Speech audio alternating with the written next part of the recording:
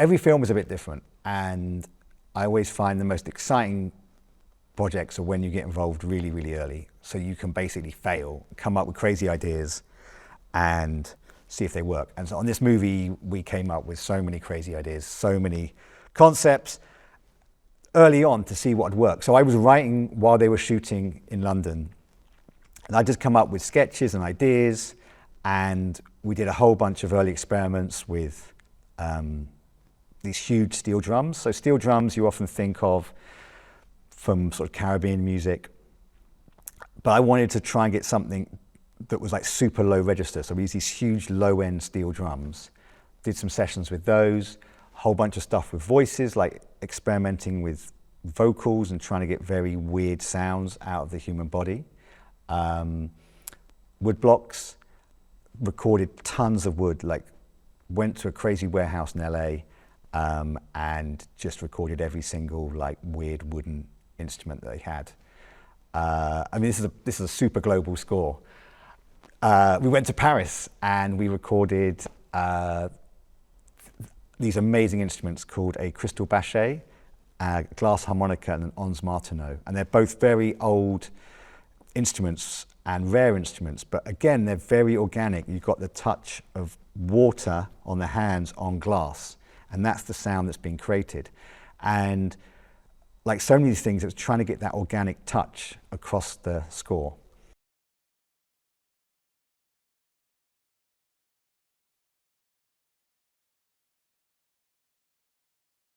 There's lots of other themes to this, which are all about the connection through the movie that might start here and tease you with something and then play off later. So another big one is, in some ways, it's you first hear it in the funeral scene, this refrain that goes like that. I'm not going to sing it. And then you have this vocal that goes ba ba ba ba ba ba ba, but a bit better than that. And that theme comes through the film, and that's kind of in some ways like the Project Hail Mary theme, but it's not really. It's really about the theme for humanity. And anytime there's loss or we connect to what it is to be human, that often plays a big part.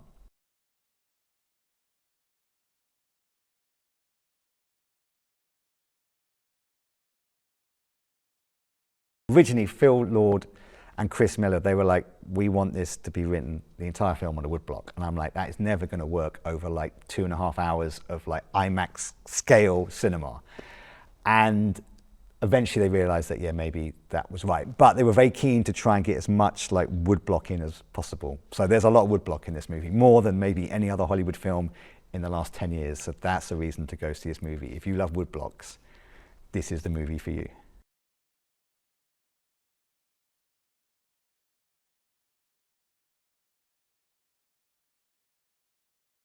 So we've got an amazing array of percussion on this, and one of my favourite things is Wells Cathedral School, which was a school that has percussion students. So I got these kids in because I really wanted something that like captured a sense of humanity, but also a sense of wonder. And I thought, what better way to do that with kids? So these kids all go to this percussion school, and we got them into studio, here actually, Studio 2, Abbey Road, and we got them to play their bodies, clapping, their knees, stomping, and I wanted to try and create as much of the percussive elements of this score with the human body as possible. So that's like a really key part of the percussion, is the body, probably the most important part.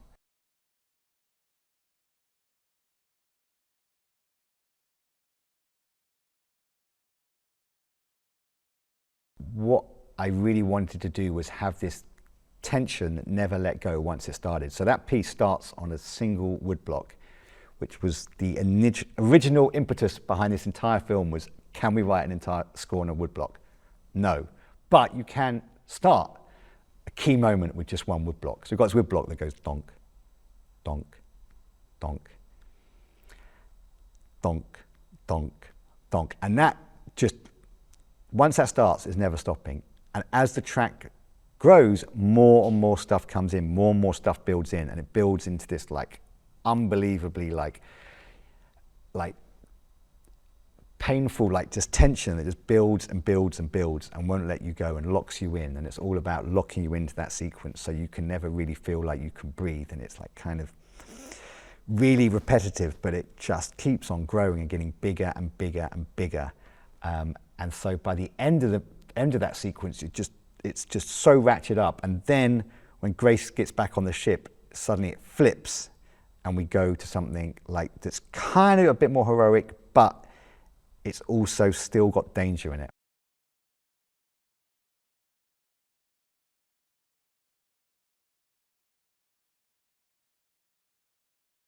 Project Hail Mary is a very emotional movie, and I will be very happy if anyone cries watching this. That's basically, if like 1 or 2 people cry, job done.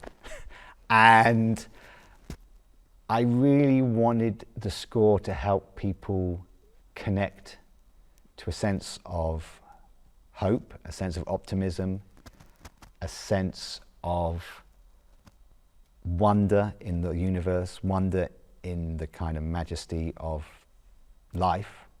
I think we live in a time when the wonder of the world and the beauty of the world and the hope of the world is being somewhat squashed by these things and what's on these things. And what is beautiful about this film is it is really just looking at the universe. We don't look at the universe. Everyone's so inward looking now and looking outward. This film is one of the most outward looking movies there is right now, I think, because the problems in this room or this area are nothing compared to the problems of the entire planet. And everyone's focused on the problems and not the beauty. And I think this film reconnects people with that.